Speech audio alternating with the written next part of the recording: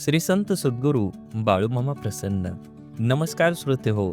आज आपण श्रवण करत आहात माझ्या आवाजातून श्री संत सद्गुरू बाळूमामांची भाकणूक. ही भाकणूक ऐकण्यासाठी सज्ज व्हा. माझ्या आवाजातून श्री संत सद्गुरू बाळूमामाच्या नावाचा जयघोष नक्की करा. चंद्र सूर्याची टक्कर होईल, 3 दिवस जग अंधारात राहील. नक्कीच बाळूमामांची भाकणूक ऐकण्यासाठी श्रोते हो सज्ज व्हा आणि कमेंटमध्ये बाळूमामा प्रसन्न लिहायला विसरू नका. पृथ्वीचा करार संपत आला आहे. सूर्य चंद्र काही वर्षांनी एकत्र येतील. चंद्र सूर्याची टक्कर होईल, 3 दिवस जगात अंधार राहील. पृथ्वी गडप होईल, सांभाळून राहा. तारणाऱ्याला तारणार, मारणाऱ्यांना मारणार, कपाळातला शोधून काढणार. शिक्षा होणार, ज्याच्या अंगी भक्ती तो सुखाने खाणार. बाळूमामांच्या आदमापूर प्रति पंढरपूर होईल. बाळू धनगराचा राजवाडा पाहायला जग दुनियेतील लोक येतील. भारत पाकिस्तानाच्या सीमेवर छुपे युद्ध राहील. चीनचा भारतावर हल्ला होईल. कोरिया, चीन देश या जगासाठी क्लेशदायक ठरतील. भारतावर आक्रमण करतील. भारतीय सैनिक हल्ले परतवून लावतील. विजयाची पताका फडकवतील. तिरंगा ध्वज आनंदात राहील. अनेक देश हिंदू धर्माची स्थापना करतील. हिंदू संस्कृतीचा स्वीकार करतील. हिंदू धर्माला चांगले दिवस येतील. भारत देश हिंदू राष्ट्र होईल. देश व राज्याच्या राजकारणात मोठा गोंधळ होईल. राजकारणी नेते मंडळी या पक्षातून त्या पक्षात कोलांट्या उड्या मारतील. राजकारणी सत्ता संपत्तीच्या मागे लागतील. सत्तेच्या बाजारात राजकीय नेते विकत मिळतील. पक्षनिष्ठा घाण ठेवतील. राजकारणात पैसे न खाणारा राजकीय नेता सापडणार नाही. दिल्लीतल्या गादीसाठी मोठी चढाओढ लागेल. राज्याच्या राजकारणात गोंधळ होईल. सत्तेचे सिंहासन डळमळीत राहील. राजकारणात लोक देवा धर्माला विसरून जातील. भ्रष्टाचार उदंड होईल. नेते मंडळी तुरुंगात जातील. महाराष्ट्राच्या राजकारणात उलथापालथ होईल. सीमा भागात मोठा गोंधळ होईल. गुंडांची राजे येतील. जातीवाचक राजकारणाला ऊत येईल. जगात डोंगरा एवढं पाप वाढलं आहे. दोऱ्या एवढं पुण्य शिल्लक आहे.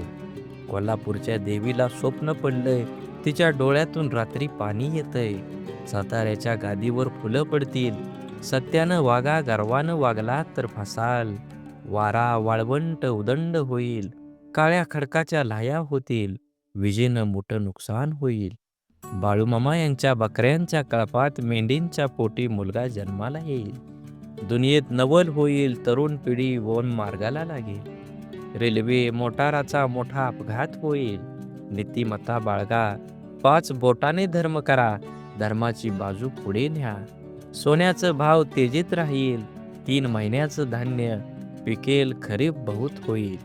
तांबडं रास मध्यंतरी पांढरं धान्य उदंड पिकेल.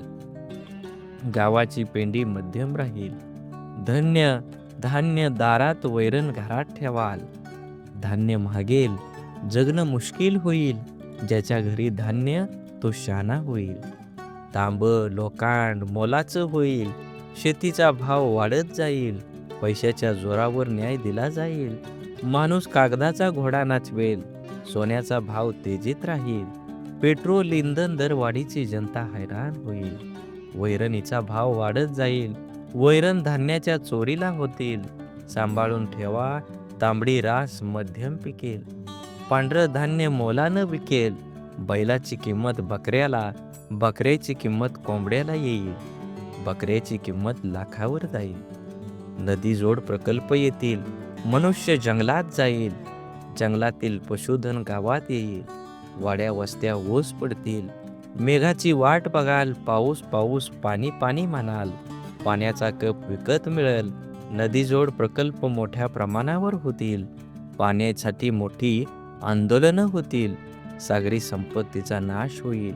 उन्हाळ्याचा पावसाळा होईल. धर्माचा पाऊस कर्माचा होईल. मनुष्याला अनेक आजार होईल. डॉक्टर हात टेकतील. मनुष्याला बुद्धी जास्त, आयुष्य कमी होईल. विज्ञानाची प्रगती माणसाला घातक ठरेल. विज्ञानाच्या प्रगतीमुळे मनुष्य परावलंबी होईल. आगामी काळात पृथ्वी सोडून मनुष्य वर घरावर जाईल. आदमापूर ही पुण्यभूमी होईल. बाळूमामा शेष नागाचा अवतार आहे. या गावात मी निशाण रोवलं, माझं ठाण मांडलं. बाळूमामांचा त्रिभुवनात जय जयकार होईल. आदमापूर बाळूमामाची पवित्र भूमी आहे, पुण्यभूमी आहे. या गावाचा महिमा जगात वाढेल. एकीने वागा, राजकारण आणशिला, करशिला तर माझ्याशी गाठ आहे. पिवळ्या भस्माचा महिमा आगाध राहील. भगवा झेंडा राज्य करेल, मिरवेल. छत्रपती शिवाजी महाराज पुन्हा जन्माला येतील. आदमापूरवर माझा कायम आशीर्वाद राहील. बोला बोला बाळूमामांच्या नावाचा जय जयकार. बाळूमामांच्या नावाचा विजय असो. बाळूमामांच्या नावाचा विजय असो. झाडे लावा, झाडे जगवा, माती वाचवा, पाणी वाचवा.